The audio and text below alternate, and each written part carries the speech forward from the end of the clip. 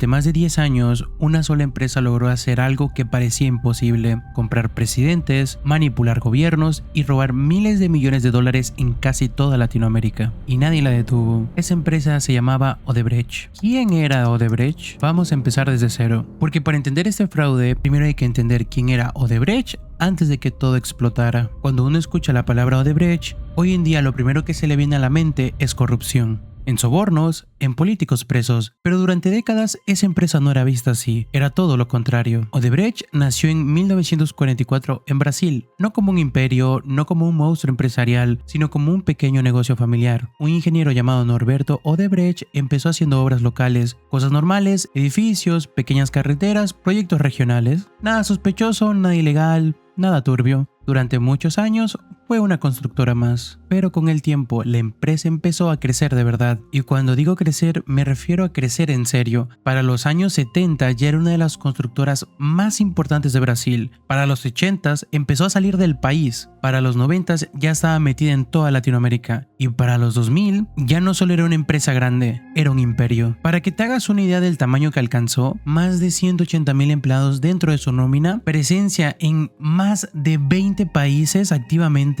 contratos por miles de millones de dólares, proyectos gigantes en 3 continentes, construían prácticamente todo lo que un país moderno necesitaba. Represas enormes para generar electricidad, líneas de metro en ciudades gigantes, aeropuertos completos, carreteras que cruzaban países enteros, puentes, estadios, puertos, hidroeléctricas. Si había alguna obra grande en Latinoamérica, casi siempre había 2 opciones: o lo hacía Odebrecht o no se hacía. Y algo muy importante, durante años Odebrecht tenía una imagen pública impecable. No eran vistos como corruptos, no eran vistos como tramposos, eran vistos como una empresa moderna, bastante profesional y muy eficiente, muy confiable, la verdad. Muchos gobiernos los presumían como un orgullo, los presidentes se tomaban fotos inaugurando sus obras, los medios los mostraban como un ejemplo del éxito latinoamericano. Sin embargo, había un detalle que casi nadie cuestionaba. Algo que hoy, mirando hacia atrás, resulta sospechoso. Odebrecht casi siempre ganaba. No importa el país, no importa el gobierno, no importaba realmente la competencia. De alguna forma mágica, que realmente era muy sospechosa, esta empresa se quedaba con los contratos más grandes una y otra vez. Y aquí es donde entra la primera pregunta importante de toda esta historia. ¿Cómo era posible que una sola empresa ganara tanto en tantos países distintos durante años? La respuesta oficial era: porque eran los mejores. La respuesta real era otra muy diferente. Mira, piensa esto por un momento. Imagina que en tu ciudad hay una licitación para construir un hospital. Se presentan 10 empresas y siempre, absolutamente siempre, gana la misma. Una vez puede ser casualidad, 2 veces puede ser porque son buenos. Pero cuando pasa durante décadas en países distintos, con gobiernos distintos, ya no suena tan normal. Odebrecht se presentaba como una empresa técnica. Decían que ganaban porque tenían mejor tecnología, mejores ingenieros, más experiencia y que estaban más capacitados. Y durante mucho tiempo todo el mundo le creyó. Nadie imaginaba que detrás de ese éxito había algo mucho más oscuro, porque mientras afuera se veía como una empresa ejemplar, por dentro se estaba construyendo otra cosa, un sistema paralelo, un mecanismo que no aparecía en los folletos, ni en las conferencias, ni en los informes anuales. Un mecanismo que no tenía nada que ver con ingeniería ni con construcción. Con el tiempo, Odebrecht entendió algo muy simple. En muchos países de Latinoamérica, ganar contratos no dependía de solo ser bueno, dependía de algo más oscuro, de la política. Y donde hay política, muchos sabemos que hay corrupción. Entonces la empresa empezó a cambiar. Ya no se trataba solo de competir, se trataba de asegurarse de ganar. Y para asegurarse de ganar, empezaron a hacer cosas que públicamente jamás iban a admitir. Al principio fueron cosas pequeñas, un regalo por aquí, un favor por allá, un pago discreto para agilizar trámites.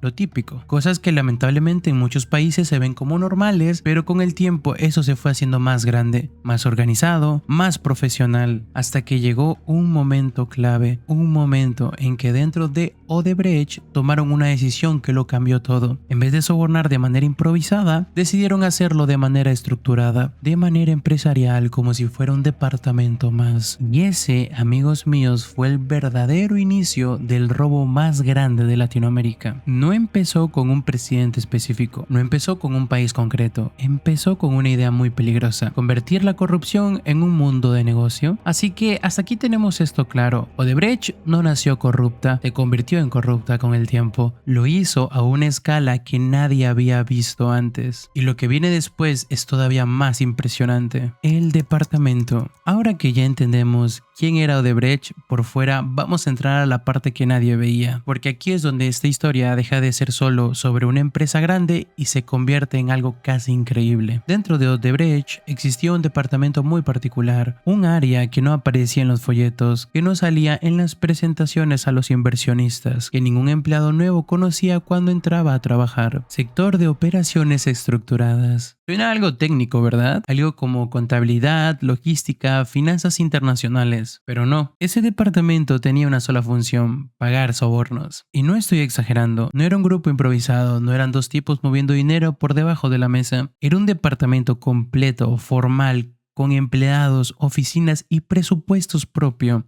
Imagínate lo que significa eso. Una empresa tan grande que decide crear una área entera dedicadamente y exclusivamente a corromper gobiernos. En ese departamento había de todo: contadores, abogados, expertos financieros, intermediarios, operadores internacionales. Gente que no construía puentes, no diseñaba carreteras y no hacía planos tampoco. Su trabajo era otro: mover dinero ilegal sin que nadie se diera cuenta. Lo que más impresiona es lo organizado que estaba todo. No era: oye, toma este sobre y entrégalo. No, no, no. Tenían métodos, protocolos y estrategias. Incluso crearon su propio sistema informático secreto para manejar pagos ilegales. Sí, así como lo oyes, un software dentro de una computadora diseñado específicamente para administrar coimas con claves secretas, nombres en código, transferencias imposibles de rastrear.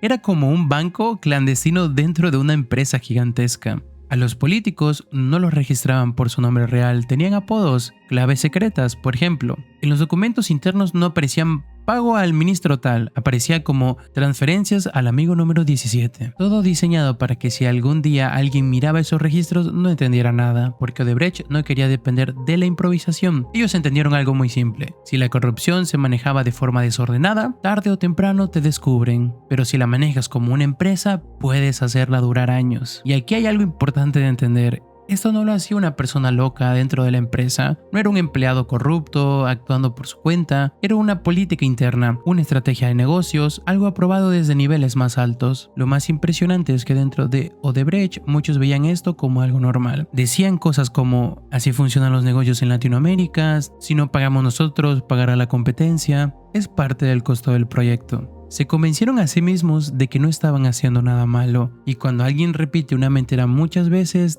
termina creyéndola. Con el tiempo, este departamento se volvió el corazón oculto de la empresa. Mientras los ingenieros construían puentes, ellos construían redes de corrupción. Mientras los obreros levantaban edificios, ellos levantaban fortunas clandestinas. Así que aquí ya tenemos algo bastante claro: la corrupción de Odebrecht no fue un accidente, no fue un error, no fue un par de malos empleados, fue un sistema perfectamente planeado. Y ese sistema estaba a punto de expandirse por todo un continente. Y eso nos lleva al siguiente punto: el truco perfecto para robarse millones. Ahora, vamos a responder la pregunta más importante de toda esta historia: ¿cómo exactamente robaban el dinero? Porque decir hubo corrupción es bastante fácil, pero entender el mecanismo, eso es lo realmente interesante. Te lo voy a explicar como si fuera un juego con reglas muy claras. Regla número 1: siempre trabajar con obras públicas gigantes. ¿Por qué? Porque mientras más grande es el proyecto, más fácil es esconder el dinero. Un ejemplo simple: imagina que un país necesita construir una autopista. El gobierno anuncia: vamos a hacer una carretera que costará 500 millones de dólares. Ahí es donde entraba Odebrecht. Primero, buscaban al funcionario correcto, no perdían tiempo con secretarios o asistentes, iban directo a quien tenía el poder real y le hacían una oferta muy simple: ayúdanos a ganar y te hacemos rico. Ese dinero podía tomar muchas formas. formas: efectivo, cuentas en el extranjero, pagos a familiares, contratos falsos, empresas fantasmas, todo diseñado para que pareciera legal. Después venía la parte pública, una licitación que en teoría era transparente, pero que en la práctica ya tenía ganador desde antes de empezar. Y aquí está el truco maestro: ganar la obra no era lo más importante, lo realmente importante era inflar el presupuesto. Si la autopista costaba realmente 500 millones, Odebrecht decía que costaba 800, y esos 300 millones de diferencia se repartían. Y adivinen quién pagaba todo. La respuesta es simple y triste: la gente, los impuestos, el dinero público, el presupuesto del país. Repetir y repetir. Y lo más increíble es que este truco lo hicieron decenas, cientos, quizás miles de veces durante más de una década. Así funcionaba la máquina: simple, efectiva, brutal. Y lo peor es que nadie parecía poder detenerla. Un continente atrapado.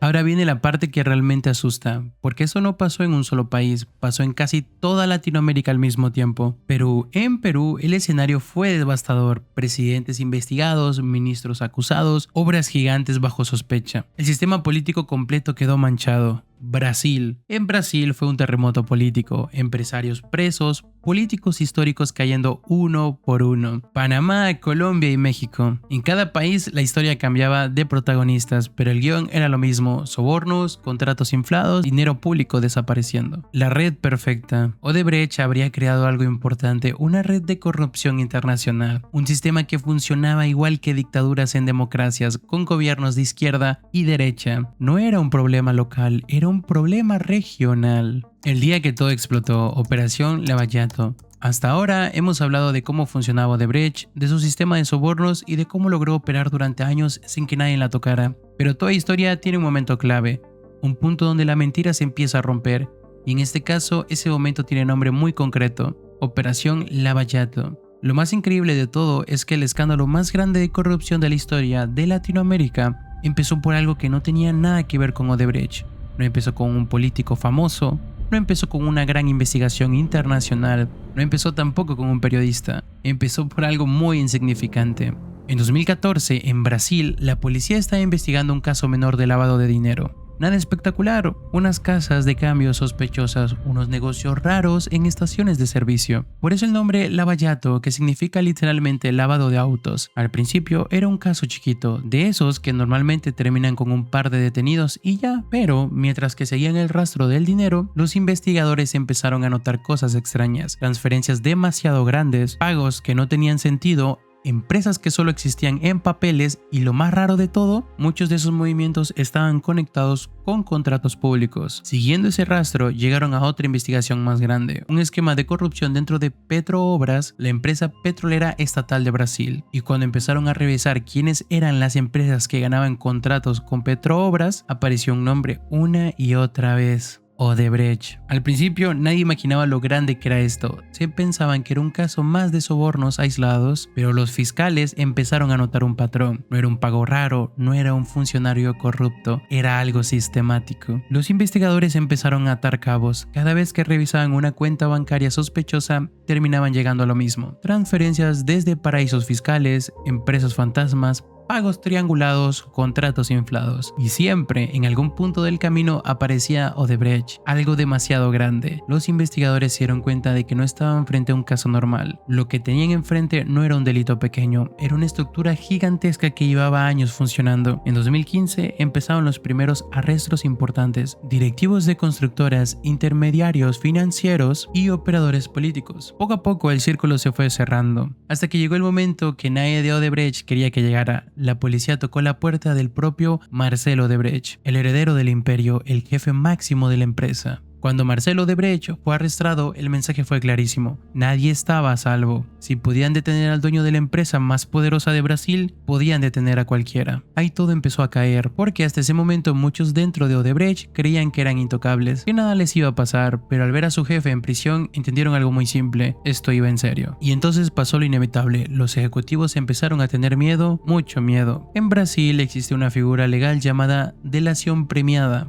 Básicamente significa: si confiesas y colaboras con la justicia, te reducen la condena. Y cuando los directivos de Odebrecht vieron que podían pasar décadas en prisión, empezaron a hablar. Uno por uno comenzaron a confesar. Entregaron correos electrónicos, registros contables, transferencias bancarias, listas de políticos, fechas, montos, países, todo lo que te puedas imaginar. Y lo que entregaron fue mucho peor. En medio de esas confesiones apareció algo importante: la existencia del famoso sector de operaciones estructuradas, el departamento interno dedicado exclusivamente a pagar sobornos. ¿Lo recuerdas? No eran rumores, no eran sospechas, habían pruebas. Sistemas informáticos, bases de datos, planillas de pagos, códigos secretos, nombres en clave, todo perfectamente documentado. Y aquí viene lo más fuerte: cuando los fiscales brasileños empezaron a revisar esos documentos se dieron cuenta de algo impresionante. El esquema no estaba solo en Brasil, estaba en toda Latinoamérica. Pagos en Perú, en Colombia, Panamá, México, Argentina, República Dominicana, una red continental de corrupción. En 2016 pasó otro momento clave. El Departamento de Justicia de Estados Unidos entró oficialmente al caso. Odebrecht firmó un acuerdo gigantesco donde admitió haber pagado sobornos por todo el continente. Por primera vez, la propia empresa reconoció públicamente que había pagado cientos de millones de dólares en coimas, que había manipulado gobiernos, que había corrompido funcionarios durante años. Las cifras oficiales fueron brutales: más de 788 millones de dólares en sobornos comprobados. Y eso solo contando lo que se pudo probar legalmente. La cifra real probablemente fue muchísima mayor. Cuando esta información salió a la luz, la política latinoamericana tembló, porque en esos documentos aparecían nombres muy pesados: presidentes, expresidentes, ministros, gobernadores, congresistas, empresarios, gente que durante años habían sido intocables. Pero ya te podrás imaginar quiénes podrían ser. De repente, en casi toda la región empezó lo mismo: investigaciones judiciales, pedidos de captura, juicios, renuncias, escándalos políticos. Lo que había sido un secreto empresarial se convirtió en una crisis continental. Odebrecht, que durante décadas había sido gigante respetado, quedó destruida. Perdió contratos, perdió credibilidad, perdió poder. El imperio que parecía invencible se vino abajo en cuestión de meses. Y todo esto por algo casi irónico: el fraude más grande de Latinoamérica no fue descubierto por un plan maestro, no fue gracias a un héroe, no fue por una gran investigación planeada, fue por seguir un pequeño rastro de dinero sucio. A veces las cosas más grandes caen por los detalles más pequeños. Pero aunque la caída de Odebrecht fue espectacular, todavía falta hablar de lo más importante, porque hasta ahora hemos hablado de empresas y políticos, pero ¿qué pasó con la gente común? Esto es lo que vamos a ver ahora: el daño que nadie ve. Quiero cerrar hablando de lo más importante, porque hasta ahora hemos hablado de empresas, políticos y millones de dólares, pero falta lo fundamental: la gente común. Cada soborno significó algo concreto: hospitales que nunca se construyeron, escuelas mal hechas, carreteras peligrosas, países endeudados por décadas. La corrupción no es un número, es un sufrimiento real. Lo de Odebrecht no fue solo un fraude, fue una traición a millones de personas. Esta historia demuestra algo muy claro: cuando el dinero manda más que la ley, ningún país está a salvo. Y lo de Odebrecht es la prueba perfecta de eso. Detrás de cada soborno hay personas reales pagando el precio. La corrupción no se queda en los periódicos, se queda en la vida de la gente. Si te gustan este tipo de historias reales y acontecimientos históricos, suscríbete y dale like. Coméntame cuál historia te gustaría escuchar después y nos vemos en un próximo viaje.